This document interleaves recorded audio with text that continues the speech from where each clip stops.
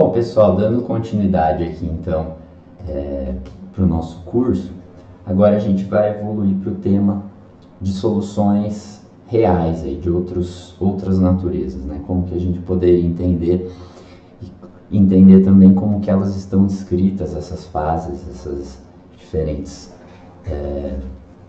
fases do material vão estar descritos na base de dados, né? Então a gente vai falar aqui de soluções reais e começo, como sempre, dando uma rápida relembrada em coisas que a gente viu, né?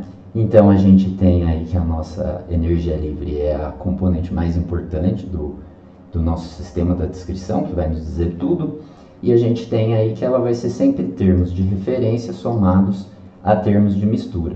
Né? Esses termos de mistura têm componente entálpica, tem componente entrópica, né? E se a gente toma aí uma solução ideal, para começar com o caso mais simples que a gente viu na aula passada, a gente desconsidera a componente entálpica, então a gente fica só com a componente entrópica, mais especificamente com a componente configuracional aqui da equação da entropia de mistura, né? A gente viu então que a gente poderia construir um primeiro modelo de solução não ideal, que seria a solução regular, colocando um pouquinho de grau de complexidade adicional. Então, o que a gente tinha visto até agora era a solução ideal, que então a solução ideal ela vai ter sempre a componente de referência, a componente ideal, né? Então essa vai estar sempre presente em todas as componentes, e isso, como ela vai estar presente sempre, a gente nunca vai ter nem que especificar para o programa que ela existe, né? Que ela está, qual que é o valor dela, porque percebe, ela não depende de nenhum parâmetro do material, né? Então isso é puramente constante dos gases, temperatura e composição. Então não tem nada aqui que depende de um material, que vai variar de um material para o outro no sentido de uma constante característica do material, né? E aí, o primeiro modelo, então, de solução não ideal, né? Então, todas as soluções não ideais vão ter aí esse termo de entropia de excesso, seria a solução regular, que ela é a solução mais simples aí que a gente poderia pensar. E o que ela faz aqui, ela coloca um termo bem simétrico, né? A vezes x1, x2, nessa componente, que vai fazer com que, basicamente, né, se eu usar as equações que a gente viu nas primeiras aulas, a entalpia de mistura agora ela não é mais diferente de zero. A gente vai ter uma entalpia aí que vai ser ditada por esse valor de A. Né? E a gente viu isso aí na aula passada, né? Que quando a gente coloca um A, por exemplo, negativo, a gente vai ver que a curva da energia livre de Gibbs, ela sempre, quando eu começo a misturar esses elementos, né? A minha componente de excesso aqui, pegando um caso simples, que o A não depende da temperatura, eu vou ver que esse componente aqui, ele sempre vai estar induzindo os átomos diferentes a quererem estar perto, né? Então, configurações de mistura vão levar sempre a energias livres menores, né? Configurações mais misturadas do que dos elementos puros, né? E o contrário vai acontecer se minha componente aqui for positiva. Isso daria uma tendência à separação de fases, né? O material vai querer, principalmente em baixas temperaturas, para diminuir a energia, se separar em fases né, da mesma estrutura, nesse caso, né, que a gente está falando aqui da mesma fase, né? Mas ele não vai querer misturar esses elementos, então ele vai ter uma tendência à separação de fase. E esse conceito é bem importante para a gente, né? Mistura versus separação de fase. Bom, tá bom. Então, sei aí que existem as soluções regulares, mas todas as soluções são regulares? Na verdade, não, né? Uma coisa que eu acho que a gente sempre tem que lembrar é que as expressões, as equações que a gente vê aqui são modelos, né? Então, na verdade, nenhuma solução é ideal, nenhuma solução é perfeitamente regular, e todos os modelos que a gente usa aqui são aproximações de como o sistema se comporta na realidade. A grande questão é, a aproximação da solução regular, ela é boa o suficiente para vários materiais, para outros não. Então, Quando essa solução não é suficiente para representar o sistema, a gente pode adicionar camadas cada vez maiores de complexidade, né?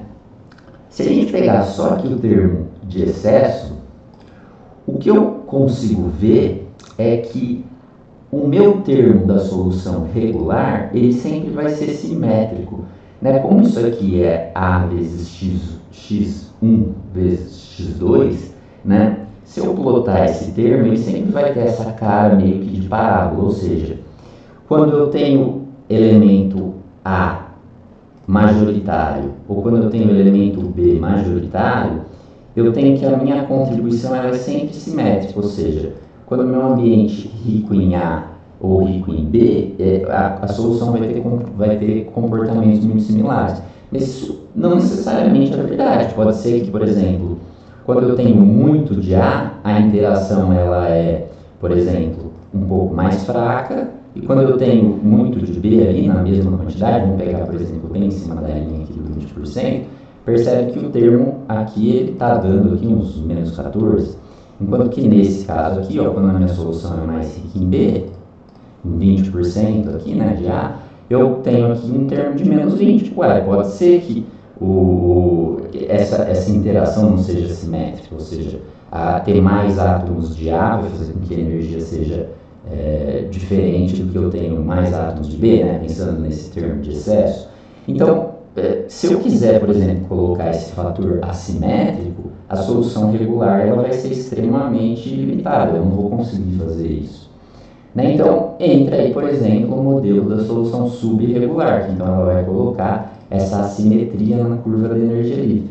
Né? E, como até uma forma de padronizar, o modelo mais comum que a gente vai usar no método Calfad, que é o modelo CEF, de Compound Energy Formalism, ele vai tender a usar uma certa sequência de termos que a gente vai adicionando.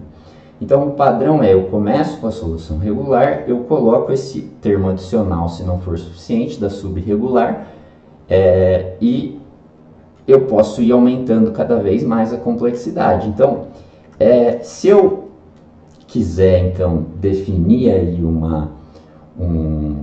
um grau de complexidade cada vez maior, eu posso colocar infinitos termos, né, para uma complexidade cada vez maior. Beleza, aqui ela é simétrica, aqui eu coloco uma simetria, mas essa simetria pode não ser suficiente, então eu posso querer colocar um termo adicional. Então, a forma como a gente faz isso no Calfad, a mais comum, o modelo mais usado, é via esse polinômio de Ridley-Kister, que basicamente a minha energia livre de excesso, ela vai ser definida como uma somatória de termos que dependem aí de constantes, né? E o grau aqui ele vai aumentando a complexidade. É importante mencionar que esse termo aqui não é elevado, esse é.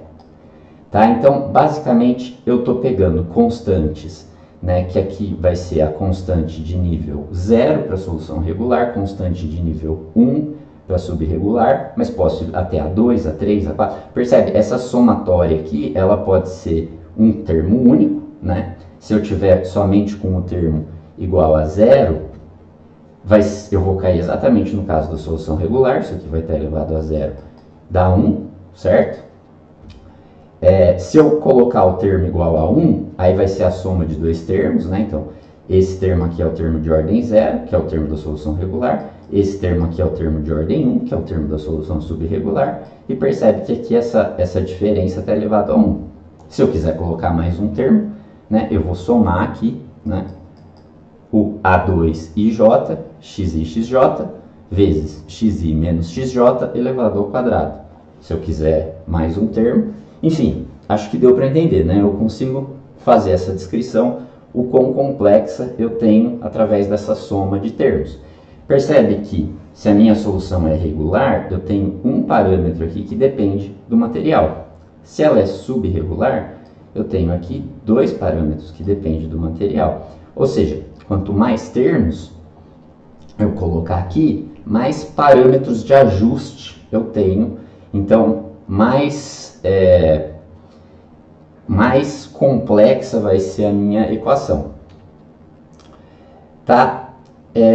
Então, vamos ver como que essas fases elas realmente estão descritas na minha base de dados, para eu entender como que isso aqui funciona lá na prática, né? Então, como que está escrito essa fase, né? Então, a primeira coisa por exemplo, vamos pegar uma fase simples, aí, a fase CFC, e a gente está pensando aí na mistura de alumínio com cobre, por exemplo, né? Então, o que isso aqui a gente já viu no começo, né? Então, aqui eu estou falando que, olha, essa fase ela tem uma subrede de tamanho 1, né? Isso aqui a gente vai entrar bastante na próxima aula para entender melhor variações sobre isso, então não vamos nos preocupar com isso ainda, né? Mas basicamente nessa fase pode entrar alumínio ou cobre, né? E aí a gente já viu isso também, né? Que eu tenho aqui que quando a fase é pura em alumínio, eu vou ter o termo de referência, né? O alumínio ele é CFC, então a estrutura de referência dele é CFC, então a própria energia do alumínio puro é o estado de referência. E o cobre é a mesma coisa, né? Ele também é CFC, então a energia de referência do cobre é a própria energia livre da fase CFC, né? Então, com isso aqui a gente tem o G de referência e o G ideal ele vai ser calculado automaticamente, né? Lembra que é uma equação que eu não dependo de nenhum parâmetro do alumínio ou do cobre, né? Eu só dependo da composição, então se ele sabe a composição, ele não precisa saber se é alumínio, cobre, zinco, ferro, o termo ideal vai ser sempre calculado usando exatamente a mesma equação. E o G de excesso? O G de excesso, para esse caso específico, né, ele vai ser representado aqui por 3 parâmetros, né? E, de novo, o modelo já vai subentender, ou o CALFAD já vai subentender que você está usando aí o polinômio de Ridley-Kister. E aí, as outras linhas, então, da base de dados vão ser basicamente o que são esses parâmetros na descrição da fase, né?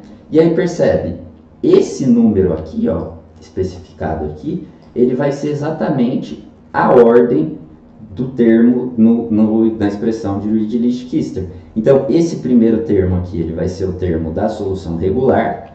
Então, o A, no caso aqui do alumínio cobre, ele não é uma constante com a temperatura. Então, o A vai variar com a temperatura. Então, percebe que eu tenho aqui, né, na verdade, dentro desse parâmetro, meio que 2 constantes que dependem do material, né? Porque isso aqui é uma reta, né? Então, é um A mais BT. Então, eu tenho um A e um B. Então, eu tenho 2 parâmetros de ajuste aqui dentro desse do parâmetro de ordem 0 do Ridley-Kister. Então, percebe que essa solução ela tem um caráter que, além do componente regular, ela tem também uma componente subregular. E essa componente subregular também tem 2 parâmetros, também é uma reta, também depende da temperatura, né? E, além disso, reparou-se aqui que para esse caso não é suficiente, então precisa colocar um terceiro parâmetro, né? Então, desconheço até se existe um nome para esse modelo, seria um subregular, né? Que aqui eu tenho mais um parâmetro. Então, eu tenho um total de 5 parâmetros de ajuste para essa fase, tá? E aí, é o que eu reforço. A complexidade dessa fase, ela pode ir até o infinito. Eu posso colocar aqui 1000 termos. Qual que é a grande questão? Quanto mais termos ela tiver, mais você tem a chance de estar fazendo o que a gente chama de overfitting, né? Então, quem trabalha bastante com a parte de ajuste, modelamento computacional, tem uma coisa, quando eu quero ajustar dados para uma equação, eu tenho 2 problemas. Eu posso estar fazendo um underfitting, ou seja, eu não estou colocando parâmetros o suficiente para descrever o que eu quero descrever, né? Então seria aquele caso que a gente mencionou agora há pouco. A minha solução é assimétrica e eu estou tentando fazer ela como uma solução regular. Eu não tenho parâmetro suficiente na solução regular para descrever ela, então eu vou ter um problema de underfitting. Agora, imagina que eu tenho uma quantidade limitada de dados e eu começo a adicionar um monte de parâmetros, quanto mais parâmetro eu colocar, mais os dados vão ser bem ajustados pelo modelo. Tá? Isso é característico. Quanto mais graus de liberdade eu dou para o sistema se ajustar, melhor ele vai se ajustar. Só que pode ser que eu estou forçando uma simetria ali, um ajuste que não existe, né? Então, geralmente, se eu tenho muitos parâmetros, isso é um mau sinal, tá? Na maioria dos casos, a solução aqui é para ela se ajustar aí com a regular, subregular, no máximo mais um termo, e também essa dependência aqui com a temperatura, se tiver, um pouco limitada. Se começa a ter muito parâmetro, geralmente a gente pode desconfiar que essa descrição não é muito boa. Por quê? Porque imagina que o pesquisador ele tem dados de caráter duvidosos ali, né? Então alguém da parte experimental não coletou com muito cuidado, os dados, né, vão ter um erro associados a ele. E aí você vai tentar fitar com um modelo mais simples, ele não vai ter um resultado muito bom. Você começa a pôr mais parâmetros para forçar o ajuste de um dado que ele não é real. Então, esse que é o grande problema aí que a gente tem que, então, quando a gente trabalha com essa parte de olhar a base de dados, ter esse cuidado, né, de olhar e perceber se o ajuste é razoável ou não. Tá bom? Então, como que eu identifico que esses parâmetros são da solução sólida? É dessa fase, percebe que eles são parâmetros agora de interação, então é quando o alumínio está presente junto com o cobre, e aqui a ordem do termo no polinômio, né? E ali a dependência com a temperatura que eu falei, né? Então eu coloquei aí, se eu começo a colocar muito termo, eu posso começar a suspeitar. Né? Então a minha descrição completa da fase, ela vai estar dessa forma aí, né?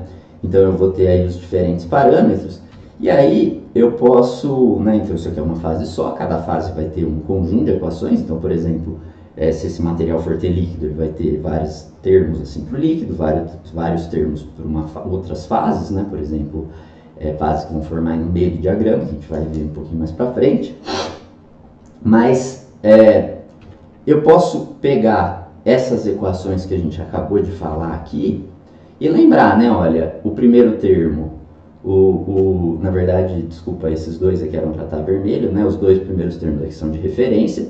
O ideal vai ser calculado automaticamente. Esses três termos aqui de baixo são termos de excesso. Eu posso plotar eles aí separadamente para eu ver como é que fica. Né? Então, peguei aqui um certo valor, uma certa temperatura para o estado de referência do alumínio e do cobre. Né? Então, vai ser esses dois pontos aqui, né? O estado de referência do alumínio e do cobre, então o termo de referência é sempre essa variação linear entre os dois, né? Então esse termo vermelho. O termo ideal, ele só depende da temperatura e da composição, né? Então eu não tenho nessa equação aqui nenhum parâmetro que é característico dele. E eu tenho três termos aqui da solução regular, né? Então indo do mais escuro para o mais claro, esse aqui é o termo regular, esse aqui é o termo subregular e esse aqui é o termo subregular. Percebe que para essa temperatura ele influencia pouco, né? Provavelmente em temperaturas menores ele vai ter aí uma influência maior, e aí nessa temperatura seria meio que como esse termo sendo nulo.